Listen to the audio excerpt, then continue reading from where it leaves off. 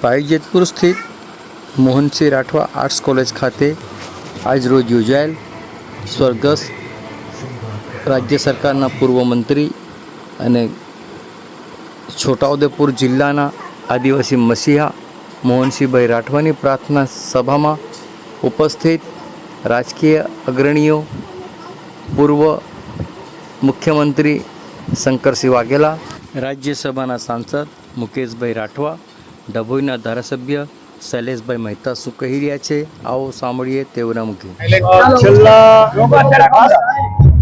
છેલ્લા 50 વર્ષના સાક્ષીદાર એવા મોહનભાઈ રાઠવાના દુઃખદ અવસાનના સમાચાર મળ્યા. સ્વાભાવિક દુઃખ થાય, કારણ કે બહુ નાની ઉંમરમાં ગુજરાતના પૂર્વ મુખ્યમંત્રી ચિમનભાઈ પટેલ સામે ફાઇટ આપીને આખા ગુજરાતનું ધ્યાન કેન્દ્રિત કરેલું. રાઠવા સમાજમાં, આદિવાસી સમાજમાં જુવાન માણસ, બધાને એ વખતે ઘણી બધી આશાઓ હતી કે આ જુવાન કંઈક કરશે, અને 11 વખત વિધાનસભામાં બધાએ વિશ્વાસ મૂકીને એમને ગાંધીનગર મોકલ્યા. સરસ મજાનું પરિવાર છે, દીકરા બધા બરાબર છે.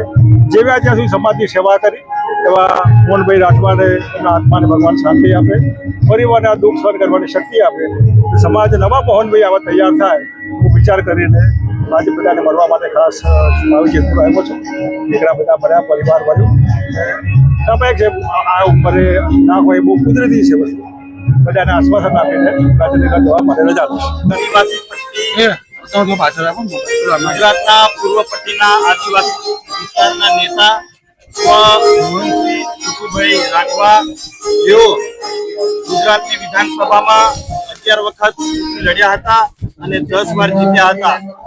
અને આવા આદિવાસીઓના અને લોકોના હૃદયમાં વિરાજમાન એવા નેતાનું દુઃખદ અવસાન થયું, જે નિમિત્તે આજે શ્રદ્ધાંજલિનો કાર્યક્રમ છે, જેમાં રહેવાનું થયું.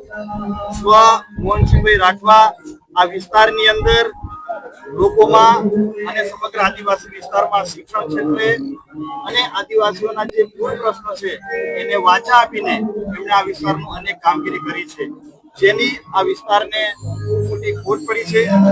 અને એમને અમે સાચી શ્રદ્ધાંજલિ ત્યારે જ આપીશું કે જ્યારે જે પ્રકારે એમણે આ વિસ્તારના લોકો માટે કામો કર્યા, આદિવાસી વિસ્તારના લોકોને વિકાસની અભિવૃદ્ધિ માટે કામો કર્યા, એ પ્રકારના અમે આ વિસ્તારમાં કામ કરીશું તો જ એમને સાચી શ્રદ્ધાંજલિ ગણાશે એવું માનું છું.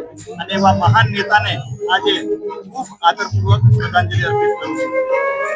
છોટાઉદેપુર વિસ્તારનું ગૌરવ કહેવાય, અને ગુજરાતમાં સૌથી વધુ સમય વિધાનસભામાં રહેવાનો જેમણે વિક્રમ સ્થાપ્યો જેવા મોહનસિંહ રાઠવા એવા આદિવાસીઓના મસીહા પણ કહેવાય. એમનું જે દુઃખદ અવસાન થયું છે, એમને સાચી શ્રદ્ધાંજલિ આપવા માટે અહીંયા ઉપસ્થિત રહ્યા છે.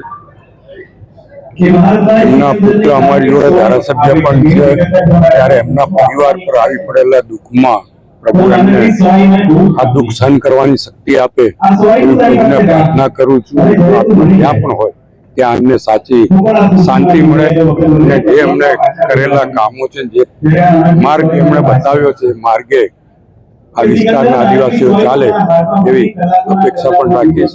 પરિવાર પ્રભુને પ્રાર્થના કરું કે આઘાત સહન કરવાની છોટાઉદેપુર જિલ્લાના તમામ નાગરિકોને શક્તિ આપે અને પ્રભુ એમના આત્માને શાંતિ આપે.